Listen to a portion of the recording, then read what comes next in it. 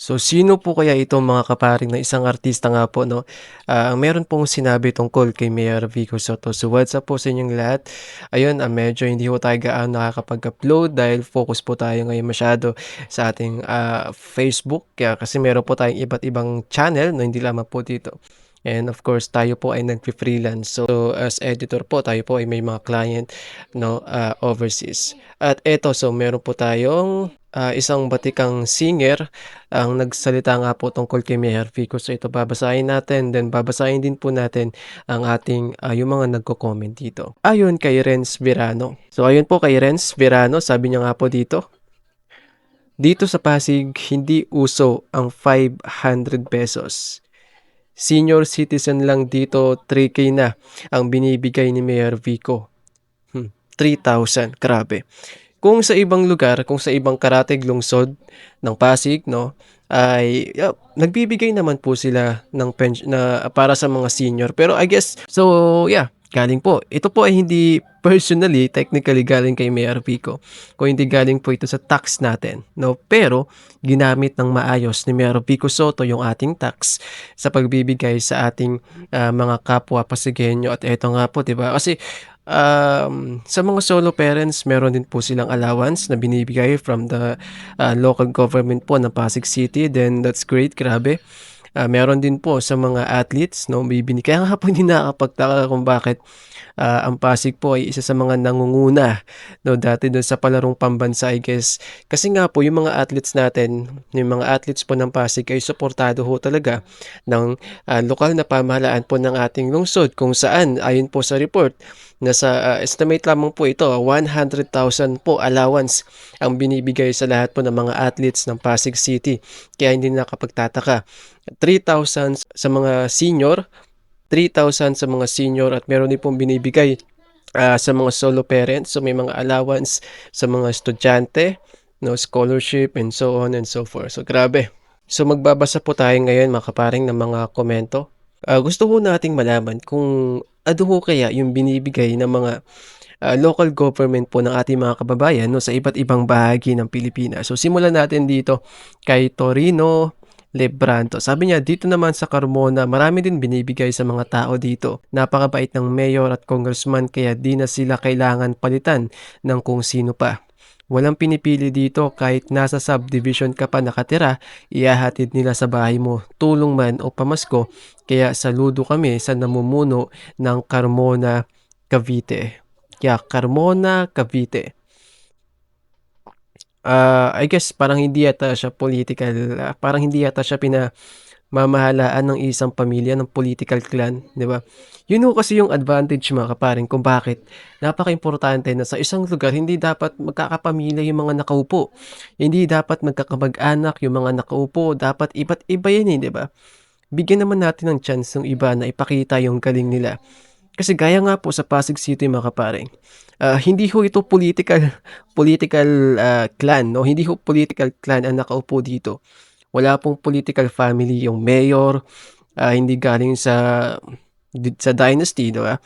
Yung vice mayor, hindi rin galing sa dynasty. So, yung napakaimportante kasi nga magkakaroon po ng checks and balance, 'di ba? Kapag hindi galing sa political clan ang nakaupo, kapag iba-iba, kapag iba-ibang sektor na may iba-iba galing sa iba't ibang pamilya, iba't ibang husay, 'di ba? Hindi lamang po nakadepende sa iisang pamilya lamang. 'Yun ho yung advantage ho talaga. Okay, sabi naman ni Efren Luis, "Let's make correct clearly, there is 500 local pension monthly for senior citizens aside from 3,000 cash gifts yearly. Thanks to Mayor Vico Soto, genuine forum for good governance." Okay, so ito ho, linawin lamang ho natin mga kaparing, ₱500 daw po sa mga senior citizens na binibigay monthly, 3,000 cash gifts po kada taon ang binibigay. Ayan, so ito ho, hindi ko so yan, sabi po kay Efren Luis, yeah, ₱500 daw po monthly ang binibigay, 3,000 plus, yearly na binibigay, ayan. Pero ayun sa isang report, sa isang article na nabasa ko parang, balak po yata nila 'no, parang meron silang pinapasang resolusyon if I'm not mistaken na kung saan ay gagawin na po atang 1,000 pero hindi ko lang sure, nakita ko lang po sa isang article, ewan ko kung pasado na ba o, balita lamang po yun. He is not only mahusay but also matino at napakabuting tao. Okay, eto naman, dito sa amin Smaila ang aming pamasko pero okey na rin kaysa simangot. Pero hindi pa rin po okey. Lagi ho nating tatandaan na ang mga pulitiko, even si Mayor Vico, ay mga empleyado lamang po natin, mga kababayan ko.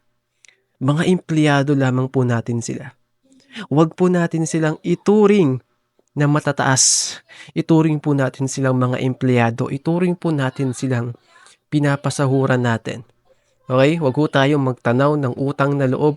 Sabi po ni Mayor Vico, "Wag kang magkaroon ng utang na loob sa isang pulitiko."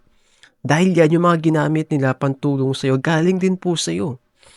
Wala kang utang na loob sa kahit sino mang pulitiko, kahit kay Mayor Vico. Wala tayong utang na loob kay Mayor Vico, 'di ba? Kasi yung mga binibigay po ni Mayor Vico, yung mga, ginagawa po ni Mayor Vico ay galing din po sa atin. Tayo po ang nagpondo, 'di ba? Yan po ang paulit-ulit na sinasabi ni Mayor Vico, very humble po talaga. Napaka-humble ho talaga ng mayor namin dito sa Pasig. Imagine sasabihin niya, "Wala kayong utang na loob sa'kin, huwag kayong magpasalamat sa'kin." Bihirang pulitiko lamang po ang gumagawa niyan. Karamihan ng mga pulitiko, gustong-gusto pa nilang sinasamba sila, gustong-gusto pa nilang pinupuri sila, gustong-gusto pa nila na magpasalamat ka na magpasalamat sa kanila dahil sa isang kilong bigas na binigay nila. Kalokohan. Grabe. Pero ibahin ho natin, nakikita na po natin ang unti-unting pagbabago ng klase ng politika na meron po tayo dito sa ating bansa at hoping po na mangyari po 'yan sa buong bansa. At suportahan din ho natin mga kaparing eto, malapit na. So, sa next content po natin tatalakayin po natin 'no, yung iba't ibang, pulitiko na meron pong pinapakitang good governance. Marami po tayo diyan.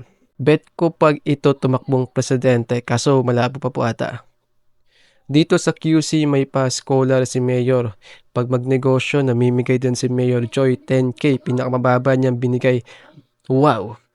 I guess meron din po sa Pasig, 'no, kung hindi ako nagkakamali. I guess parang meron po ata sa Pasig, meron pang ang cart 'no, may cart pa nga ata, ewan ko lang. Pero grabe 'no, sa QC mga kapare. Eto, may kaklase rin po akong taga QC at sabi niya maganda rin po yung serbisyo doon 'no, ng kanilang mayor. Imagine 10K para sa mamumuhunan sa negosyo, 'di ba? Si Mayor Joy Belmonte, hindi galing sa political dynasty, matino, good governance. So 'yan yung mga klase ng leader na kailangan ho talaga natin, 'no, sa iba't ibang bahagi ng bansa. Although, 70% o 80% pa rin po ng iba't ibang lugar sa ating bansa na pinamumunuan pa rin po ng mga political dynasty at sana matapos na 'yan. Sana nga maipasa na yung batas na anti-political dynasty. 'Pag sinabi pong anti-political dynasty, isa lang kada pamilya ang puwede pong tumakbo mga kaparing. Hindi yung magpapasa ka ng anti-political dynasty, pero 6 na pamilya pa rin ang puwedeng tumakbo sa iba't ibang posisyon. Anong klase 'yan? Anong klaseng anti-political dynasty po 'yan? Puwede pa rin tumakbo yung iba sa ibang lugar. Hindi ho, eh. Hindi ho pa rin maganda, 'di ba? 'Pag sinabing anti-political dynasty, pini-prevent po natin na mamuno ang pamilya kahit sabihin pa nating iba't ibang bahagi ng bansa naman sila namuno, 'no, still galing pa rin po sila sa isang pamilya, sa isang angkan. Kaya 'pag sinabing anti-political dynasty, sana naman yung version po na pinapasa nina Chel Joc 'no, I guess, kung saan isa lang bawat pamilya ang puwede tumakbo, yun dapat. So yun lamang po mga kaparang in-update ko lamang po kayo. Don't forget to like and subscribe sa ating YouTube channel. Bye.